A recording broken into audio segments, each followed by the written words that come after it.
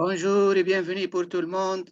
Aujourd'hui, on va voir le critère de divisibilité par 2, 3, 4, 5, 7, 8, 9, 10, 11 et 25 comme troisième séance de notre chapitre activité numérique 1. On va commencer par le rappel suivant, à savoir prenons A dans N et B dans N étoile. N étoile, c'est-à-dire N privé de 0. On dit que B divise A si le reste de la division euclidienne de A par B vaut 0. Ici, on peut dire de la même manière que A est divisible par B. On dit B divise A ou A divisible par B. Exemple, prenons 20 et 4. 20 est divisible par 4 et 4 divise 20. Dans les deux cas, on a 20 égale à 5 fois 4 plus le reste qui vaut 0. OK? Commençons maintenant le critère de divisibilité. Partons du critère de divisibilité par 2 et 5, comme vous le voyez. Ces deux critères se ressemblent, car pour conclure qu'un nombre quelconque est divisible par 2 ou par 5, il suffit de voir son chiffre des unités. Commençons par 2. Un nombre est dit divisible par 2 si son chiffre des unités vaut 0 ou 2 ou 4 ou 6 ou 8, c'est-à-dire son chiffre des unités est divisible par 2. Autrement dit, son chiffre des unités est un nombre pair. OK? Concernant les critères de divisibilité par 5, voyons le chiffre des unités aussi. Si le chiffre des unités d'un tel nombre égale à 0 ou 5, on dit que ce nombre est divisible par 5. OK? Passons aux critères de divisibilité par 3 et par 9. Ces deux critères aussi se ressemblent, car dans les deux critères, on s'intéresse à la somme des chiffres d'un nombre quelconque. Pour dire qu'un nombre quelconque est divisible par 3, si la somme de ces chiffres qui forment ce nombre est divisible par 3. De la même manière, pour savoir qu'un nombre quelconque est divisible par 9 ou non, il suffit de faire la somme de ces chiffres, et si cette somme est divisible par 9, on dit que ce nombre est divisible par 9. OK? Pour cette raison qu'on a mis critères de divisibilité par 3 et par 9 ensemble, car ils se ressemblent. Prenons quelques exemples pour bien fixer les idées. Qu'est-ce qu'on a dans cet exemple? Dire si ces nombres sont divisibles par 3 et par 9. On a les trois nombres suivants, on va voir et où on va étudier leur divisibilité par 3 ou par 9. Prenons ce nombre. 7893. Est-il divisible par 3 et est-il divisible par 9? On va faire la somme de ces chiffres. 3 plus 9, ça fait 12. 12 plus 8, ça fait 20. 20 plus 7, ça fait 27. On constate que 27 est divisible à la fois par 3 et par 9, pour la simple raison que 27 égale à 3 fois 9. Donc, on peut conclure maintenant que ce nombre, 7893, est divisible à la fois par 3 et par 9. OK? Passons à l'autre nombre, à savoir 785 042. Est-il divisible par 3 et est-il divisible par 9? De la même manière, faisons la somme de ces chiffres. 2 plus 4, ça fait 6. 6 plus 5, ça fait 11. 11 plus 8, ça fait 19. 19 et 7, ça fait 26. on constate que 26 n'est pas divisible ni par 3, ni par 9. Pourquoi? Parce que 26 égale à combien? Égale à 8 fois 3 plus 2. 8 fois 3 égale à 24, plus 2 égale à 26. Donc, 26 n'est pas divisible par 3, car le reste de la division, ici, égale à 2. 26 égale 8 fois 3 plus 2. OK? Donc, 26 n'est pas divisible par 3. Donc, ce nombre n'est pas divisible par 3. OK? 26 aussi égale à combien? Égale à 2 fois 9 plus 8. 2 fois 9, ça fait 18, plus 8, ça fait 26. Donc, la décomposition euclidienne de 26 par 9 est la suivante. 26 égale 2 fois 9 plus 8. Le reste est 8 ici. OK? Donc, 26 n'est pas divisible par 9. Et par suite, ce nombre n'est pas divisible par 9. OK? Passons au dernier exemple. On va étudier si ce nombre est divisible par 3 ou non, et de même, est-il divisible par 9 ou non. De même, faisons la somme de ces chiffres, la somme de ces chiffres, pardon. 2 plus 5, ça fait 7, 7 plus 3, ça fait 10, 10 plus 8, ça fait 18, 23, 27, plus 3, ça fait 30. C'est clair que 30 égale à 3 fois 10, donc 30 est divisible par 3. Donc, ce nombre est bien divisible par 3. 30 n'est pas divisible par 9, car 30 égale à 3 fois 9 plus 3. La décomposition euclidienne de 30 par 9 est la suivante. 30 égale à 3 fois 9 plus 3. Le reste 3, différent de 0, donc 30 n'est pas divisible par 9 et par suite, ce nombre n'est pas divisible par 9. Si on veut conclure maintenant, le nombre 3 458 352 est divisible par 3, mais n'est pas divisible par 9. Passons aux critères de divisibilité par 4 et par 25. Ces deux critères se ressemblent, car pour ces deux critères, on s'intéresse au nombre formé des deux derniers chiffres. Si on vous donne un nombre quelconque, on s'intéresse uniquement au nombre formé par ces deux derniers chiffres.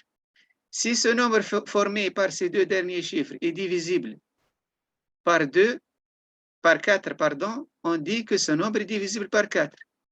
Et de même, si ce nombre est divisible par 25, c'est-à-dire le nombre formé par les deux derniers chiffres, on dit que ce nombre est aussi divisible par 25. OK? Prenons des exemples pour fixer les idées. Voyons, est-ce que ce nombre 2618 est-il divisible par 4? On a dit qu'on s'intéresse aux deux derniers chiffres, à savoir le nombre formé est 18. 18 n'est pas divisible par 4, car 18 égale à 4 fois 4 plus 2, 16 plus 2. Donc, 18 n'est pas divisible par 4. Donc, le nombre 2618 n'est pas divisible par 4. Pour cette raison que j'ai écrit ici, non. Prenons l'autre exemple. 45 612 est-il divisible par 4? On s'intéresse au nombre formé des deux derniers chiffres, qui est 12. 12 est bien divisible par 4, car 12 égale à 3 fois 4, plus 0. Le reste de la division euclidienne égale à 0. Donc, 12 est bien divisible par 4. Et par suite, ce nombre est bien divisible par 4. Le nombre 45 612 est bien divisible par 4, car le 12 est divisible par 4. De la même manière, on va voir la divisibilité par 25. Prenons l'exemple suivant. 7851 est-il divisible par 25? On s'intéresse au nombre formé des deux derniers chiffres, à savoir 51. 51 n'est pas divisible par 25 car 51 égale 2 fois 25 plus 1. C'est la division euclidienne de 51 par 25. 51 égale 2 fois 25 plus 1. Le reste différent de 0, donc 51 n'est pas divisible par 25. Et par suite, le nombre 7851 n'est pas divisible par 25. Non. OK? Prenons l'autre exemple. Le nombre 78 275 est-il divisible par 25? On s'intéresse au nombre formé des deux derniers chiffres, à savoir 75. 75 égale à 3 fois 25. Donc, 75 est divisible par 25. Et par suite, le nombre est divisible par 25, car le nombre formé par ces deux derniers chiffres est divisible par 25. OK? On passe maintenant à l'autre critère de divisibilité, à savoir le critère de divisibilité par 7. Qu'est-ce qu'on a ici? On va lire, puis je vais expliquer. Un entier est divisible par 7 si le nombre formé en lui autant c'est-à-dire éliminant son chiffre des unités auquel on retranche le double de son chiffre des unités est divisible par 7. C'est pas difficile, il suffit de concentrer un peu. Qu'est-ce qu'il faut faire pour connaître qu'un nombre quelconque est divisible par 7 ou non? D'abord, on élimine son chiffre des unités. On prend un nombre quelconque, on élimine son chiffre des unités. C'est-à-dire, on va réserver le nombre sans chiffre des unités. Et ensuite, ce nombre réservé sans chiffre des unités, on lui retranche le double du chiffre des unités éliminé. OK? Et on va voir, est-ce que ce nombre est divisible par 7 ou non? Et ainsi de suite. OK?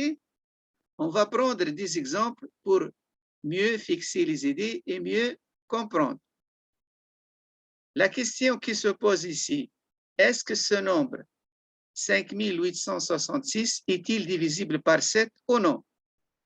Notre procédure ou la procédure dont on parle à l'instant consiste à quoi? D'abord, on élimine son chiffre des unités, qui est 6, écrit en rouge. Le nombre conservé est 586. Ce nombre conservé, son chiffre des unités, c'est-à-dire ce 6, on retranche moins 2 fois le chiffre des unités, moins 2 fois le chiffre éliminé, moins 2 fois 6, c'est-à-dire qu'est-ce qu'on obtient? Le nombre conservé sans chiffre des unités, on retranche le double du chiffre des unités qui est éliminé, moins 2 fois 6, est égal à combien? 574. Ce 574, on ne peut pas conclure, car on ne peut pas conclure maintenant, est-ce que ce nombre est divisible par 7 ou non? On fait la même procédure, c'est-à-dire, on élimine le chiffre des unités qui est 4 écrit en vert, le nombre conservé sera 57, et de 57, on retranche 2 fois le chiffre éliminé, c'est-à-dire 2 fois le chiffre vert, le chiffre des unités. Moins 2 fois 4, il nous reste 49. 57 moins 8 égale à 49. Maintenant, pour notre 49, il est facile de voir que 49 est divisible par 7, car 7 fois 7 égale à 49. Donc, 49 ici est divisible par 7. On peut conclure que le nombre pris au départ, qui est 5866, est bien divisible par 7, car 49 est divisible par 7. OK? Et donc, on a le résultat vers la fin. Notre nombre est bien divisible par 7. OK? Prenons un autre exemple pour mieux comprendre. Qu'est-ce qu'on a dans l'autre exemple? Le nombre suivant, 47 851, est-il divisible par 7, oui ou non? Oui ou non? Pardon. Voyons le chiffre des unités qui est 1. On va l'éliminer.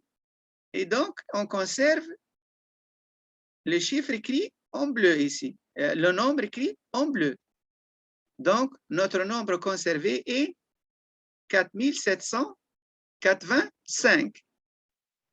De ce nombre conservé, on retranche le double du chiffre des unités, c'est-à-dire le double du chiffre éliminé, c'est-à-dire moins 2 fois 1. Et qu'est-ce qu'on trouve? 4785 moins 2 fois 1 égale à 4783. C'est pas clair maintenant. Est-ce que ce nombre 4783 est divisible par 7 ou non? On fait la même procédure. On élimine son chiffre des unités. Donc, on conserve ce nombre, 478, dont on retranche 2 fois le nombre des unités, 2 fois le nombre éliminé, qui est 3. 2 fois 3. À savoir, on a vers la fin 478 moins 6 égale à 472. Jusqu'à maintenant, on ne peut pas voir facilement que 472 est bien divisible par 7 ou non. On va faire la même procédure, c'est-à-dire on élimine son chiffre des unités et on conserve 47, dont on retranche 2 fois 2. Donc 47, le nombre conservé, moins 2 fois le chiffre éliminé, c'est-à-dire moins 2 fois le chiffre des unités, égal à 43. Donc, on obtient le 43. Est-ce qu'on peut conclure que 43 est divisible par 7 ou non? C'est facile maintenant. 43 égale à combien? Égale à 42 plus 1, c'est-à-dire égale à 7 fois 6 plus 1. La décomposition. Non, pardon. La division euclidienne de 43 par 7 est la suivante. 43 égale à 6 fois 7 plus 1. Le reste ici est 1. Différent de 0. Donc, 43 n'est pas divisible par 7. Donc, à ce stade, on peut conclure que, comme 43 n'est pas divisible par 7, on peut conclure que le nombre 47 851 n'est pas divisible par 7. Et ça, c'est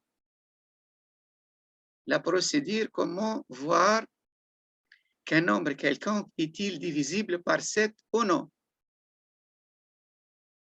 OK? Passons à l'autre critère de divisibilité. Critère de divisibilité par 8. Pour ce critère, on s'intéresse au nombre formé des 3 derniers chiffres d'un nombre quelconque. OK? Je vais lire. Un entier est divisible par 8 si le nombre formé de ces 3 derniers chiffres est divisible par 8. C'est-à-dire, on va s'intéresser du nombre formé des 3 derniers chiffres d'un nombre quelconque. Si ce nombre formé par les 3 derniers chiffres est divisible par 8, on peut conclure. Sinon, on dit que le nombre n'est pas divisible par 8. OK? Faisons des exemples. Prenons l'exemple suivant. 458 056. Est-ce que ce nombre est divisible par 8? La procédure consiste à quoi? On s'intéresse au nombre formé des 3 derniers chiffres. Le nombre formé des 3 derniers chiffres sont 0, 5, 6, c'est-à-dire 56. 56 est-il divisible par 8? Oui ou non? Oui, car 56 égale 7 fois 8.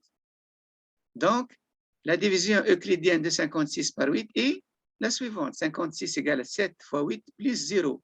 Le reste de la division égale à 0, donc 56 est divisible par 8. Le nombre formé des 3 derniers chiffres est divisible par 8, donc notre nombre pris au départ est divisible par 8. OK? Pour conclure, ce nombre 458 056 est bien divisible par 8. OK? Voyons l'autre exemple maintenant. 5 482 167 est-il divisible par 8 ou non? La procédure consiste à quoi? On s'intéresse au nombre formé des 3 derniers chiffres, à savoir 167. Est-ce que 167 est divisible par 8? Oui ou non? À ce stade, on peut faire ou on peut effectuer la division euclidienne de 167 par 8. Ou bien on peut voir les choses autrement. Il suffit de constater que, et puisque 8 fois 2 égale à 16, donc 8 fois 20 égale à 160. Qu'est-ce qu'il nous reste pour obtenir 167? C'est-à-dire, on ajoute 7 à 160. Vers la fin, 167 égale à combien? Égale à 8 fois 20 plus 7. Et ça, c'est quoi? N'est autre que la division euclidienne de 167 par 8. Donc, 167 égale à 20 fois 8 plus 7. Le reste de notre division euclidienne est 7. 7 différents de 0. Donc, 167 n'est pas divisible par 8.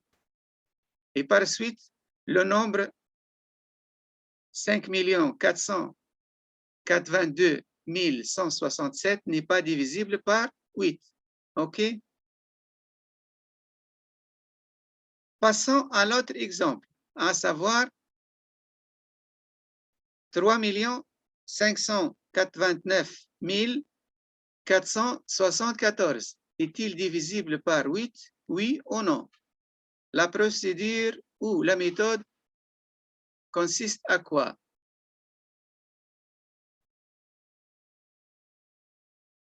Est-ce que le nombre formé des 3 derniers chiffres est divisible par 8, oui ou non? C'est-à-dire, est-ce que 474 est divisible par 8, oui ou non? Ici, on va faire la division euclidienne de 474 par 8.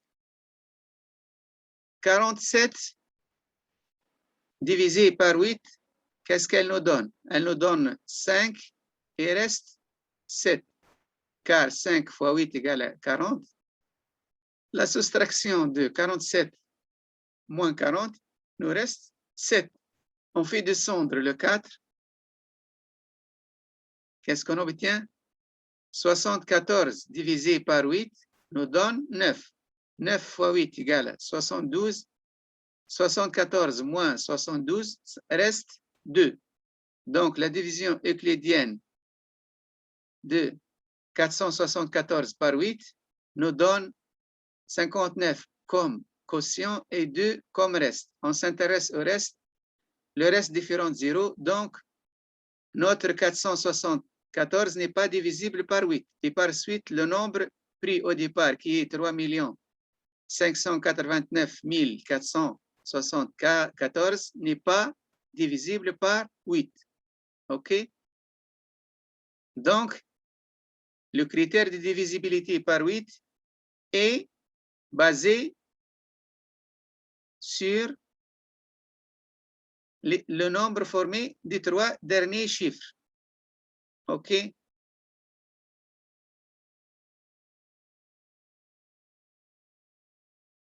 Et ainsi, on peut conclure aussi que le reste de la division euclidienne de ce nombre par 8 est le même que celui de 474 par 8, le même reste de la division euclidienne. OK? De la même manière, le reste de la division euclidienne de ce nombre entier par 8 est celui de 167 par 8. De la même manière, le reste de la division euclidienne de ce nombre par 8 n'est autre que le reste de la division euclidienne de 56 par 8, qui est 0 ici. Passons à notre critère de divisibilité. On va étudier le critère de divisibilité par 11. On va lire. La méthode est simple ici. Soit n un entier naturel. On note par S1 la somme de ces chiffres de rang impair et S2 la somme de ces chiffres de rang pair. Donc, jusqu'à maintenant, prenons un nombre quelconque et on va faire la somme de ces chiffres impairs, c'est-à-dire premier, troisième, cinquième, septième, ainsi de suite. On va faire la somme de ces chiffres et prenons les chiffres de rang pair, c'est-à-dire 2, de rang 2, 4, 6, 8, ainsi de suite, et on va faire leur somme. Ensuite, on va passer aux valeurs absolues de S1 moins S2. La valeur absolue de la différence S1 moins S2. Et on va voir si la valeur absolue de S1 moins S2 est divisible par 11, on conclut que le nombre est divisible par 11. Sinon, il n'est pas divisible par 11. OK? Prenons des exemples pour fixer les idées.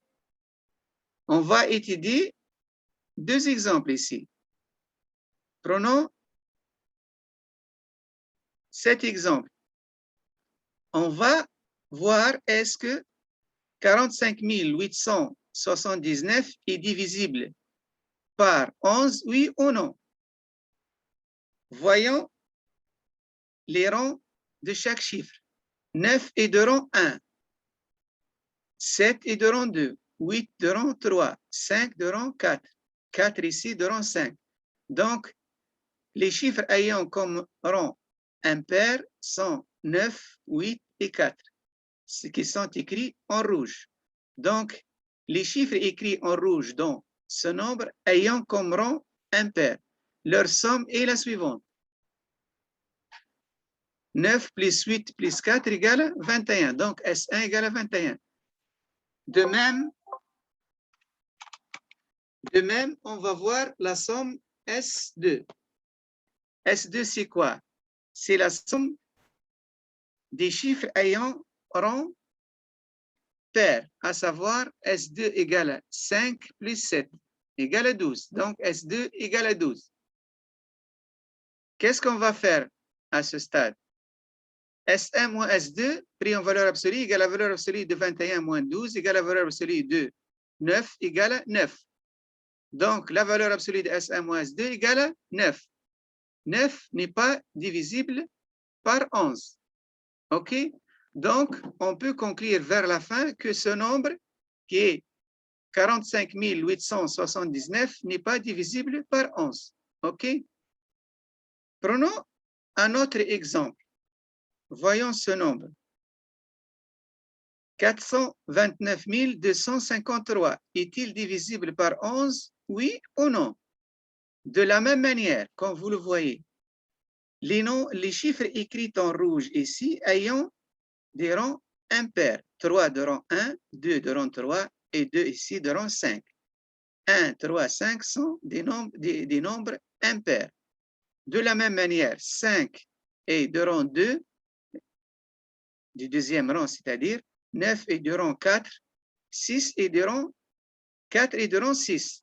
Donc, les chiffres écrits en noir ayant le rang pair et les chiffres écrits en rouge ayant le rang impair. Donc, S1 égale à 3 plus 2 égale à 7. Et S2, la somme des chiffres ayant un rang pair. Donc, 5 plus 9 plus 4 égale à 18. Donc, la différence S1 moins S2 égale à 7 moins 18 en valeur absolue égale à la valeur absolue de moins 11 égale à 11. Donc, la valeur absolue de S1 moins S2 n'est autre que 11. 11 est bien divisible par 11. 11 égale à 11 fois 1. OK? Donc, on peut conclure que ce nombre est bien divisible par 11. OK? Le nombre 429 253 est divisible par 11. OK? Et vers la fin, concernant le critère de divisibilité par 10, c'est simple. Un nombre quelconque est divisible par 10 si seulement si son chiffre des unités égale à 0. Et comme ça, on a terminé cette leçon. Merci pour votre attention. Et avant de quitter, si le contenu vous plaît, n'hésitez pas de vous abonner. Merci et à bientôt.